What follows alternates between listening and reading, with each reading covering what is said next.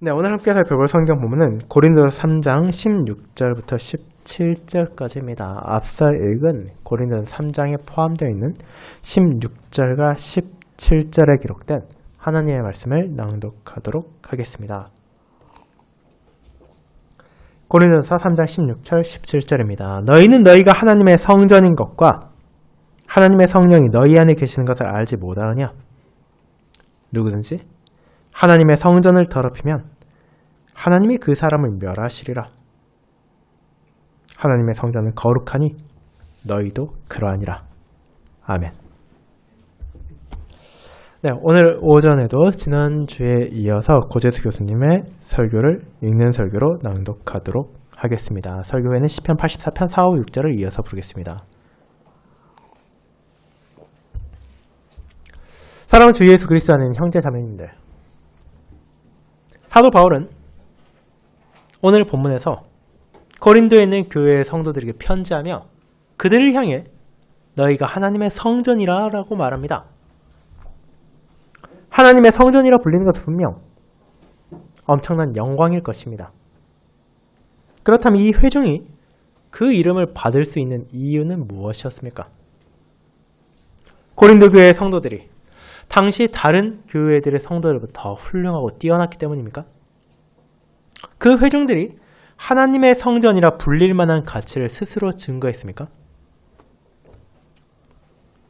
여러분이 고린도전서를 읽어보면 아시다시피 실제로 그 고린도 교회의 회중들은 특별히 좋은 사람들은 아니었습니다. 그 서신 안에 나타나는 죄들이 있습니다. 본문이 포함된 3장도 그들의 죄를 언급하며 시작할 정도입니다. 사도는 그들이 아직도 육신에 속한 자라고 말합니다. 그들은 분열되었고 교회 안에 있어서는 안 될 파벌까지도 만들었습니다. 어떤 사람은 바울을 더 좋아했고 다른 사람은 아볼로를 더 좋아했습니다. 그러나 바울과 아볼로는 적대자들이 아니었고 하나님을 섬기기 위해 함께 수고하는 자들이었습니다. 말씀의 봉사자들을 자기 편으로 삼아서 분열하는 것이 어떻게 옳겠습니까? 더구나 4장 이하에서는 이 고린도 교인들의 삶의 모습과 관계된 몇몇 다른 심각한 문제들까지도 다루어지고 있습니다. 이처럼 바울이 하나님의 성전이라고 부르는 회중은 우리가 생각하는 이상적인 교회가 아니었습니다. 오늘날의 저와 여러분들과 마찬가지로 그들 안에도 죄의 문제가 있었습니다.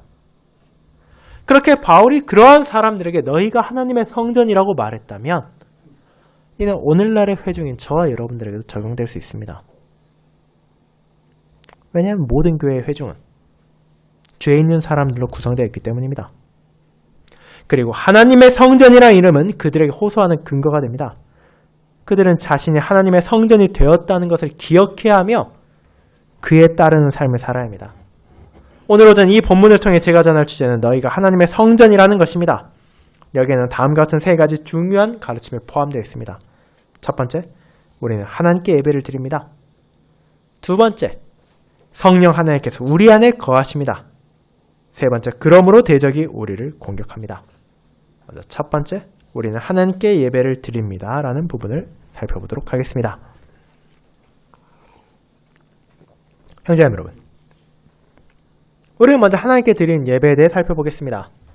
본문이 우리가 하나님의 성전이라고 말하기에 그렇다면 그 하나님의 성전은 대체 무엇인지를 우리가 알아야 하기 때문입니다. 그리고 오늘날 우리에게는 더 이상 성전의 건축물이 없기 때문에 그 건물이 있었던 구약 시대로 돌아가서 그 건물의 의미를 생각해 보아야 합니다. 과거 이스라엘에는 움직일 수 있는 형태의 성전이었던 회막이 있었습니다. 그리고 시간이 지나 솔로몬 왕의 시대 돌로 지은 성전이 예루살렘에 세워졌습니다. 그렇다면 그 성전은 무엇을 하는 장소였습니까? 이스라엘 백성에게 성전이란 하나님께 예배를 드리는 곳이었습니다. 그것은 하나님께 제물을 드리고 그분께 기도하는 장소였습니다. 이스라엘 백성들은 송아지, 황소, 양과 같은 동물들을 가지고 와서 여호와께 바쳤습니다. 또한 곡식과 기름으로도 제사를 드렸습니다. 제사장들은 그 제물의 일부를 제단에 드렸고 나머지는 여호와 앞에서 다른 사람들과 함께 축제의 음식으로 먹었습니다. 그러한 제사가 1년에 몇 차례씩 드려졌습니다. 몇몇 절기에는 이스라엘 백성이 회막 혹은 성전에 올라가서 예배를 드려야 했습니다. 초기에는 회막에 갔었고 시간이 지난 후에는 예루살렘에 건축된 성전에 올라가서 제사를 드렸습니다. 특별히 추수를 끝낸 뒤에는 그들의 수확물을 가지고 하나님께 나아갔습니다. 구약에서는 그렇게 구체적인 장소가 언약 백성들이 하나님께 예배를 드릴 수 있도록 구별되어 있었습니다. 그렇지만 우리 주 예수 그리스도께서 이 세상에 오셨을 때 이 모든 것이 바뀌었습니다. 왜냐하면 그분께서 그 모든 제물이 가리키던 참된 제물이 되셨기 때문입니다. 그분께서 자기 백성의 죄로 인해 자기 자신을 바치셨습니다. 주님께서 골고다에서 돌아가셨을 때 예루살렘 성지에서 드리던 예배는 그 역할을 마쳤습니다. 예수님께서 자신을 친히 제물로 바치시고 난 후에는 더 이상 그와 같은 십자가에서의 온전한 희생제사를 가리키는 표지들이 필요하지 않게 되었기 때문입니다. 성전에 있는 휘장을 위에서부터 아래까지 가르심으로 하나님께서는 구약시대에 그 모든 제사가 성취되었다는 것을 보여주셨습니다. 자, 그런데 이것이 신약시대에는 더 이상 성전이 없다는 것을 의미하지는 않습니다. 우리가 살고 있는 이 시대에는 성전의 실체가 특정한 장소에 있는 특정한 건물이 아니라 바로 저와 여러분을 포함한 모든 신자가 되었기 때문입니다. 바로 하나님의 백성들이 하나님의 성전이 된 것입니다. 16절에서 너희가 하나님의 성전이라고 가르치고 있습니다.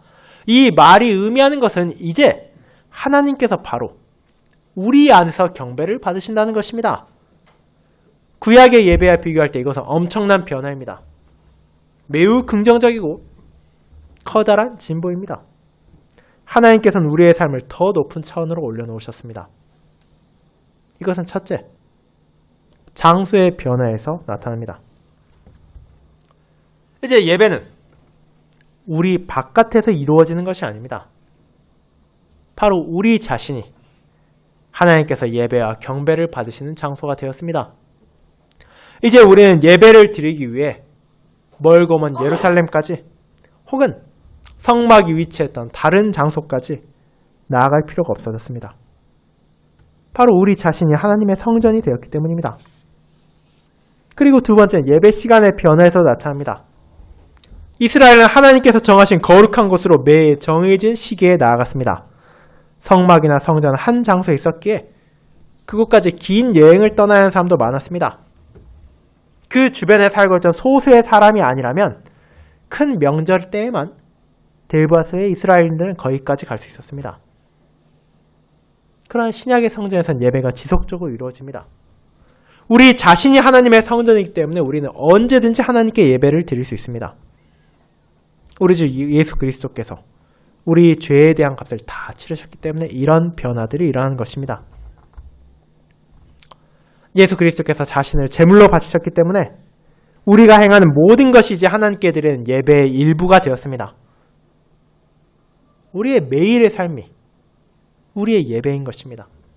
아침 일찍 일어나 저녁 늦게 잠들 때까지 각자의 장소에서 힘쓰는 우리 삶 전체가 하나님께 드리는 것이 됩니다. 우리는 그런 일상의 삶까지도 하나님께 드림으로써 그분을 예배합니다. 그리고 이것이 우리가 존재하는 이유가 됩니다. 다르게 말하자면 우리는 하나님께 예배를 드리기 위해 존재한다는 것입니다. 이 말씀이 의미하는 것은 한 가지 사례를 고린도전서 6장에서 찾아볼 수 있습니다. 여러분은 그 본문에서 교회의 성도들 가운데 창기에게 가는 사람이 있었던 것을 보게 됩니다.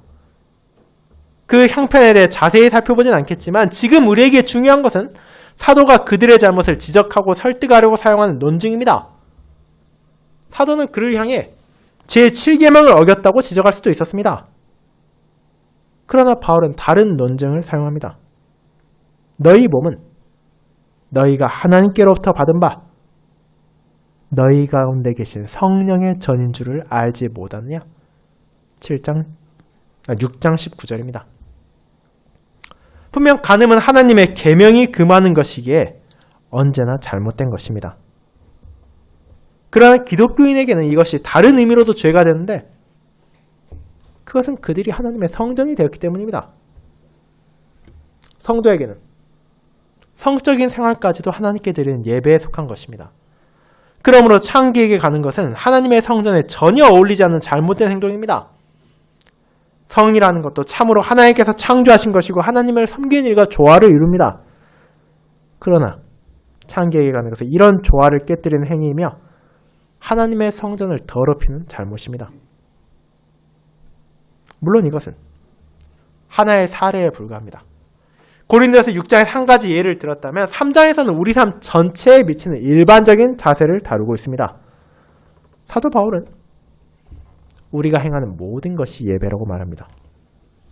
그리고 이것이 신약교회의 삶이며 예수 그리스도께서 골고다에서 희생제사를 드리신 결과입니다. 우리가 하나님의 성전이며 따라서 우리가 행하는 모든 것은 그 성전에서 일어나야 할 일의 일부로 이루어집니다.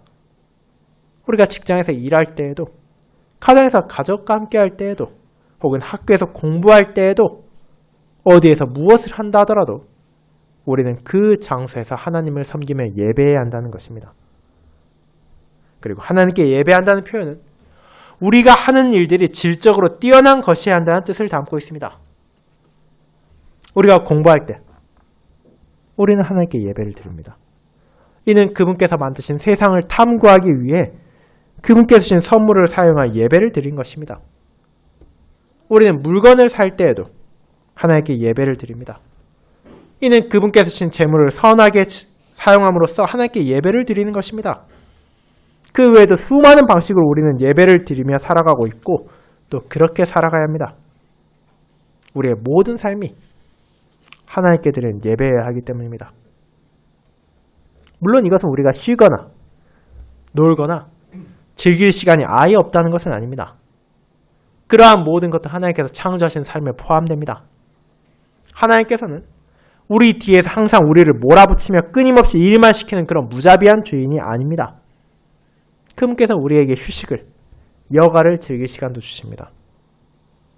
그러나 잊지 말아야 하는 것은 그런 시간에도 우리는 여전히 하나님의 성전이라는 것입니다. 바깥에서 휴식을 취하는 동안에도 우리는 하나님께로부터 벗어나 있는 것이 아니라 그곳에서 하나님의 성전으로서 예배를 드리고 있습니다. 이와 같이 우리의 모든 삶이 예배라는 사실이 사도 바울의 가르침의 핵심입니다. 바울은 로마서 12장에서 이에 대해 이렇게 표현하기도 합니다. 너희 몸을 하나님이 기뻐하시는 거룩한 산 제물로 드리라. 이는 너희가 드릴 영적 예배니라. 로마서 12장 1절입니다. 그렇게 신자의 삶 전체가 예배라는 것을 기억해야 합니다. 사랑하는 자녀 여러분, 그와 같이 생활 가운데 예배를 드리라는 것은 우리의 생활을 더 어렵게 만들려는 가르침이 아닙니다. 우리의 삶을 끌어내리는 것이 아니라 오히려 더 높이는 것입니다. 바울은 우리가 일을 하든지 혹은 쉬든지 매일의 삶을 하나님께 드리는 예배라는 가장 높고 영광스러운 차원에서 영위하기를 바랍니다. 이러한 차원에서 살도록 허락되었다는 것은 예수 그리스도의 희생제사를 통해 우리에게 주어진 특권입니다. 그런데 문제는 우리가 그것을 너무나 자주 잊어버린다는 데 있습니다. 우리는 너무나 바쁘고 하나님을 위한 삶을 사는 대신 자기 자신을 위해 살아가려 합니다.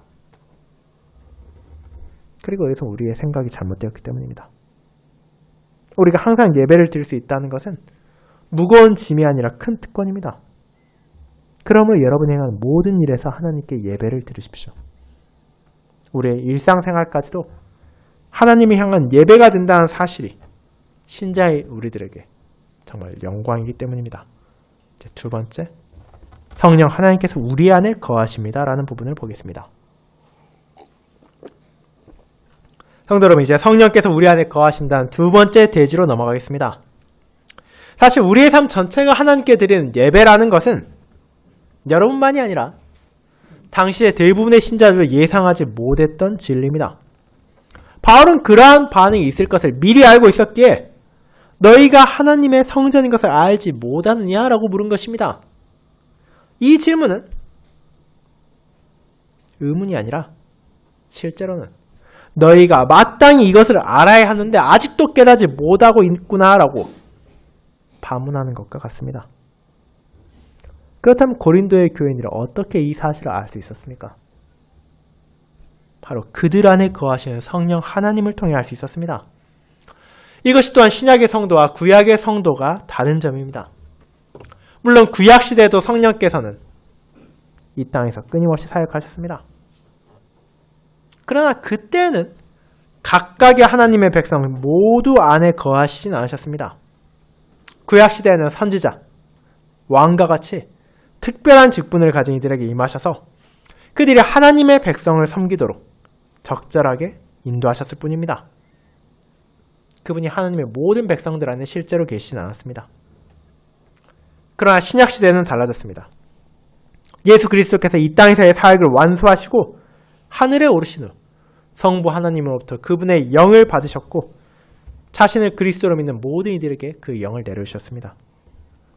그 이후 성령께서는 예수 그리스도를 고백하는 모든 사람 안에 임재하시며 거하고 계십니다. 그리고 바로 이러한 사실에서 우리가 하나님의 성전이라는 것이 연결됩니다. 우리가 어떻게 성전이 됩니까? 하나님의 성령이 우리 안에 거하시기에 성전이 되는 것입니다. 성령께서 우리 안에 거하신다는 그 사실이 우리를 하나님의 거룩한 전으로 만드는 것입니다. 구약에서 장막이 특별한 곳이 있었던 이유는 무엇입니까? 구약에서 성전이 그토록 거룩한 장소였던 이유는 무엇입니까?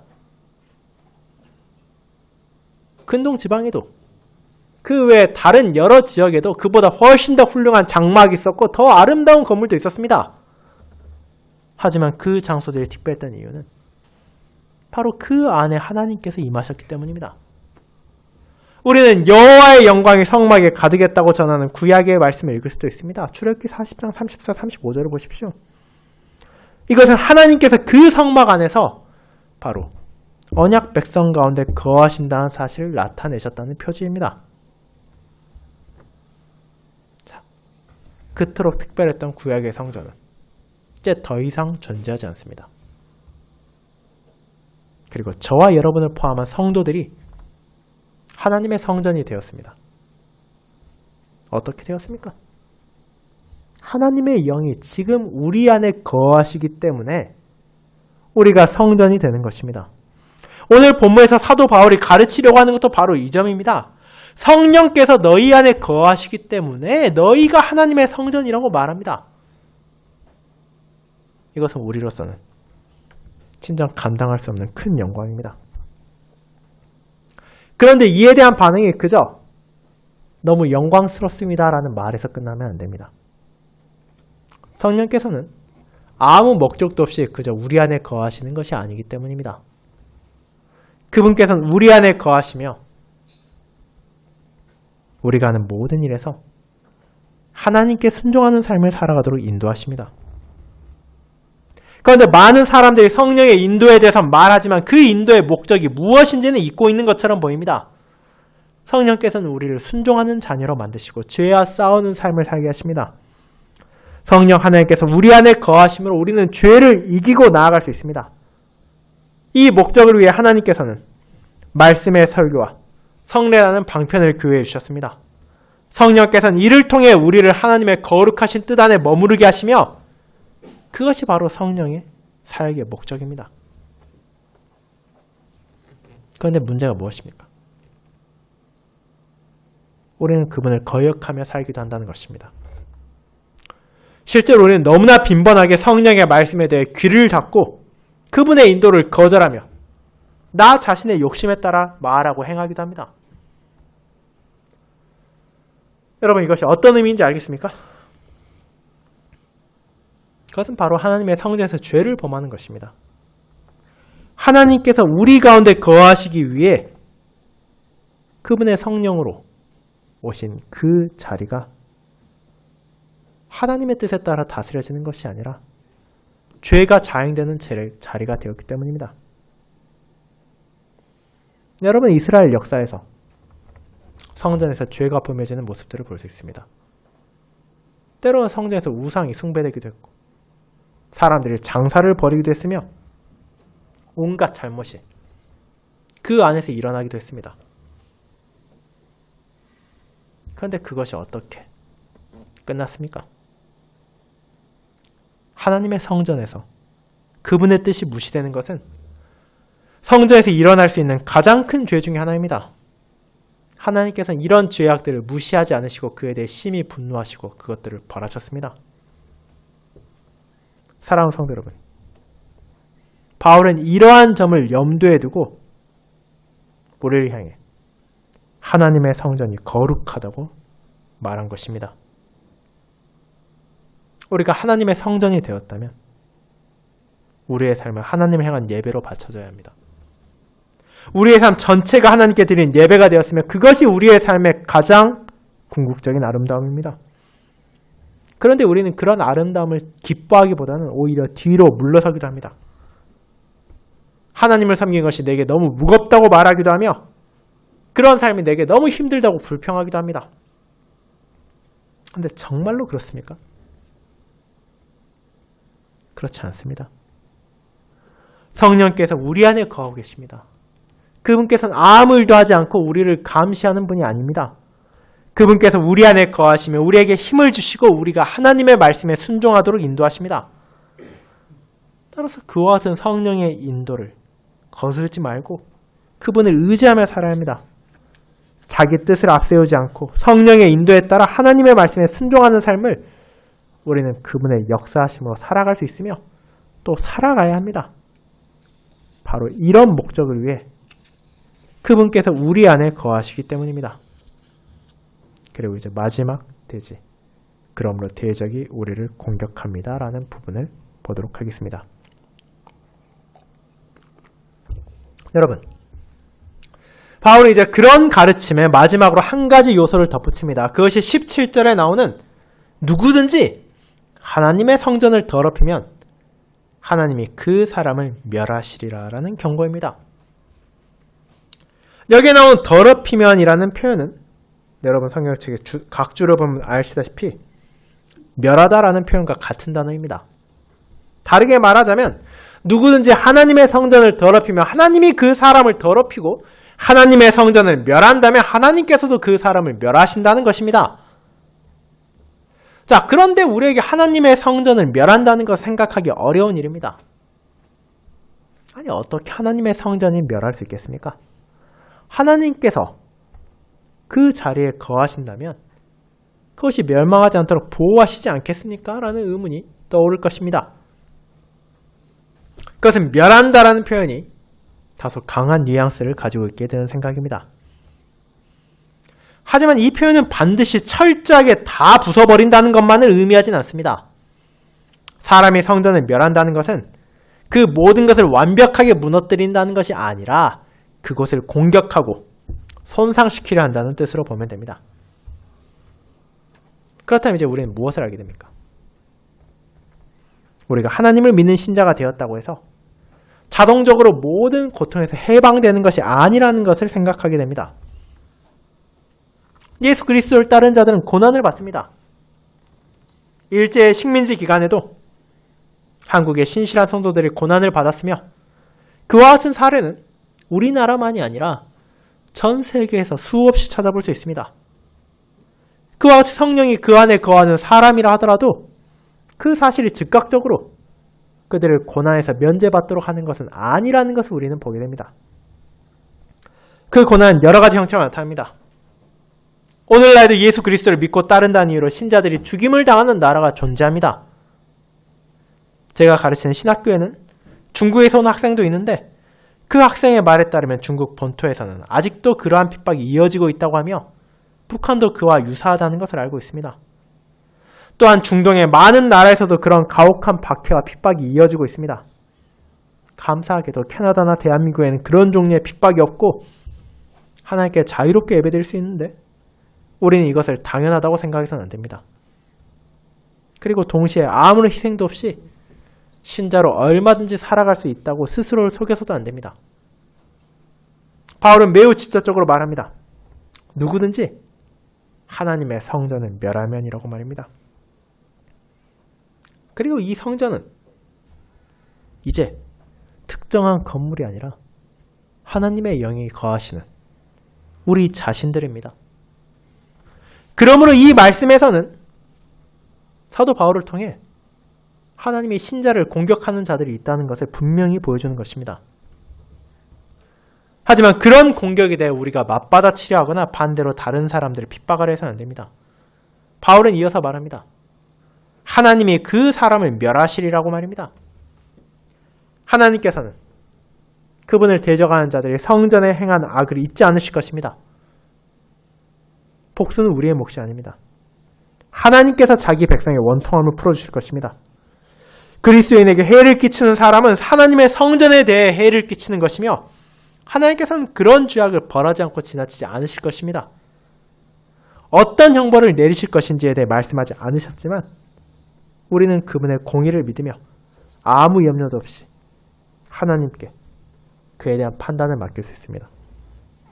그분께서 자신이 정하신 때 자신의 의로움으로 이 모든 죄악에 마땅한 심판을 내리실 것이기 때문입니다. 그렇게 하나님께서 땅에 있는 우리를 보호하십니다. 자신의 성정을 지키십니다. 우리는 이 세상에서 자신에게 주어진 선물들을 선하게 사용하고 개발하면서 하나님께서 주신 기회에 따라 각자의 일을 합니다. 그러나 이 세상에 아무런 문제도 없다는 듯 생각해서는 안 됩니다. 이 세상은 여전히 죄악되고 파탄나는 곳입니다.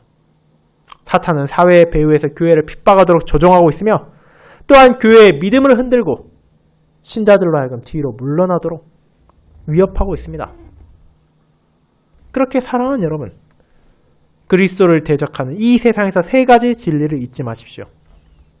첫째, 여러분은 이제 하나님의 성전입니다.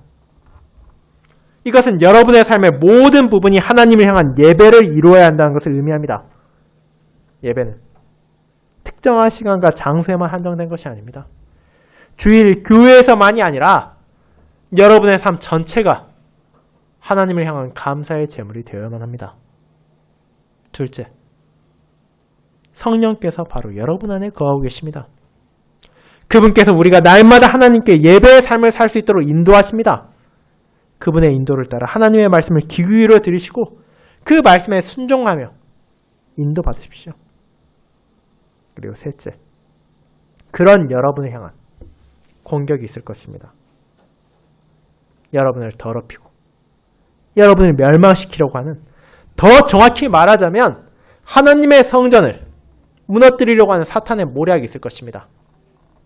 여러분이 원하든 원하지 않든 이런 공격을 피할 수는 없습니다. 그러나 끝까지 견고히 인내하십시오. 그리스도를 고백하는 신자로서 그 길을 나아가며 하나님께서 그 모든 일을 다스릴 것이라는 것을 잊지 마십시오. 그렇게 이 진리를 붙잡으며 주님을 의지하며 그분의 전으로서 모든 삶을 예배로 바치며 살아가는 자신의 백성들을 우리 안에 거하시는 하나님께서 보호하시고 인도하시며 믿음 안에서 자라나게 하실 것입니다. 아멘.